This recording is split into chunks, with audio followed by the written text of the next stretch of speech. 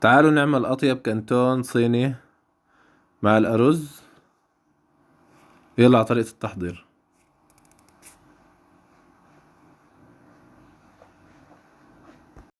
نبدأ بوصفتنا بالصلاة على النبي. إن شاء الله اليوم رح نعمل معكم كنتون الدجاج. ناخذ أول إشي المكونات. عندي كاسين من الأرز رح أنقعه مدة 5 دقائق.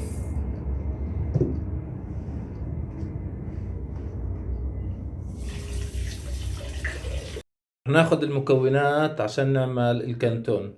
عندي صدور الدجاج مقطع مربعات، عندي طحين للتغليفة، وراح ناخذ الخضروات. عندي جزر مقطع دوائر، اما تقطعوه مكعبات، انا قطعته دوائر. وعندي فلفل رومي اخضر مقطع مكعبات، اصفر مكعبات، احمر مكعبات.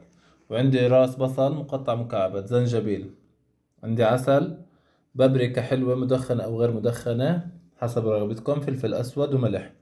عندي سمسم للزينة وسكر وخل أبيض. وراح أستخدم لوصفة اليوم عندي النشا، زيت نباتي، صويا صوص، وكاتش أب، وأخيرا وليس آخرا كاسة مية.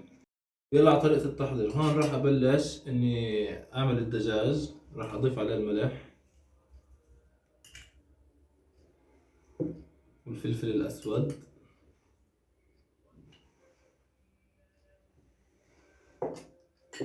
وعندي البابريكا الحلوة.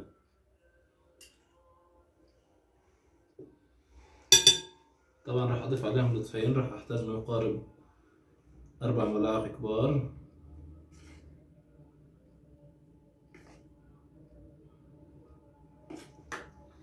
راح أحرك الدجاج، إذا احتاج أكتر راح أضيف له طحين.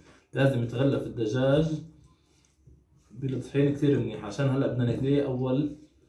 أول مرحلة للدجاج راح نقليه بالزيت الحار. راح أكون محمي عندي الزيت وأقليه. راح أضيف كمان ملعقة.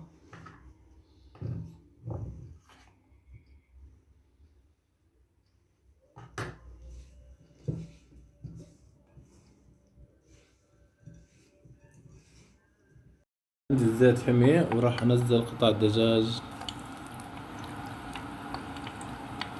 بهذا الشكل.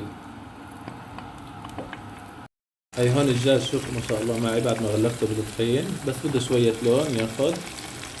وراح نحضر معكم الآن طريقة الأرز. عندي راح أحضر للأرز، راح أضيف قليل من الزيت النباتي.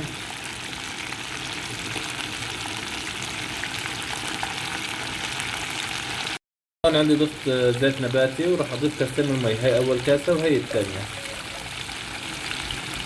هون راح أضيف الملح، أنا حطيت نص ملعقة كبيرة، وراح أحركهم. وراح أضيف الأرز.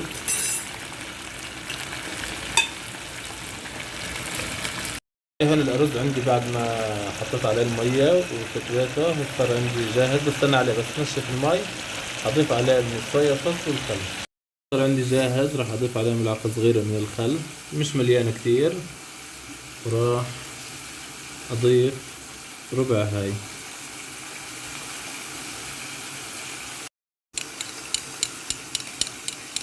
هلا هون حركت الصويا صوص مع الخل، تقريبا ربع ملعقة صغيرة من الصويا صوص.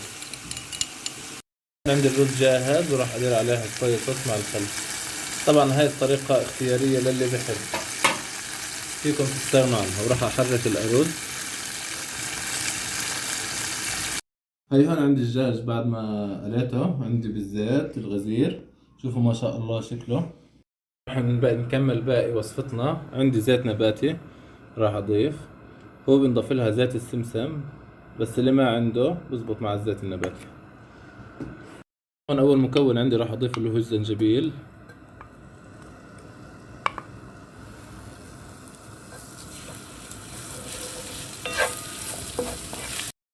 هلا هون عندي الزنجبيل بعد ما قليته أخذ معي دقيقة. راح أضيف البصل مكعبات.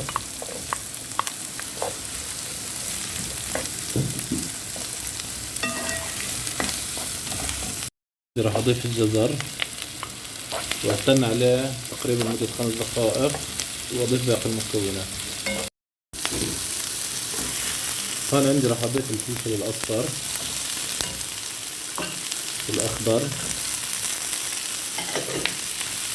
والأحمر. هون راح أقلب كل المكونات مع بعض. راح أضيف قليل من المي مش كثير لحتى تتسبك مع الخضار، وراح نعمل الصوص تاع الكانتون. يلا على طريقة تحضير الصوص. هي هون راح نحضر لصوص الكانتون. عندي أول إشي راح أضيف 4 ملاعق من الكاتش أب تبع الهيلو.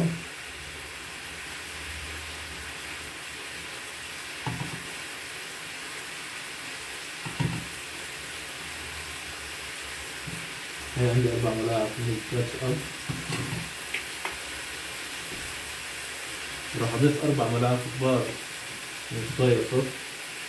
هي 1 2 3. عندي 4 ملاعق. طبعا هون بدي اشرح لكم، اذا ما عندكم عسل تقدروا تستبدلوه بالسكر، هاي يعني اختيار بالنسبه لكم. انا راح اضيف العسل. بدي تقريبا ملعقتين كبار، وراح اضيف ملعقتين كبار من الخل الابيض. راح اخلط هاي المكونات مع بعض. هون عندي ملعقة نشا راح اضيفها على المي واحرك. هون عندي الخضار صارت جاهزة، راح اضيف عليها الدجاج،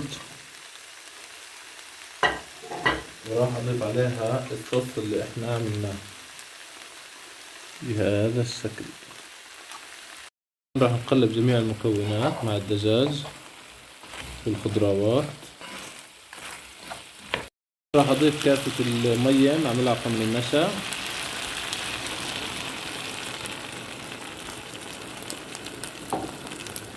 وراح نستنى عليهم لحتى يتقل معنا الصوص، ونشوفكم بطريقة التقديم.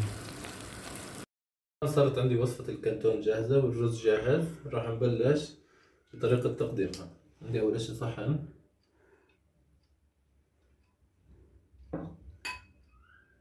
هون عندي الرز راح أحطه بالصحن.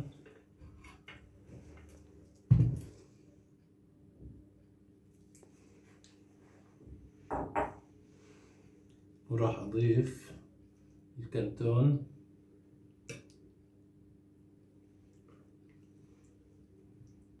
هون عندي الكانتون صار جاهز. راح أضيف عليه رشة من السمسم الأبيض اللي مش محمص. وعندي ليمونة هون راح أضيفها على الأرز بهذا الشكل. وهيك وصفتي صارت جاهزة لليوم. بتمنى تكون عجبتكم وتجربوها وتقولوا لي رأيكم بالتعليقات. وصحتين وعافية. بنشوفكم بوصفة جديدة وبحلقة جديدة.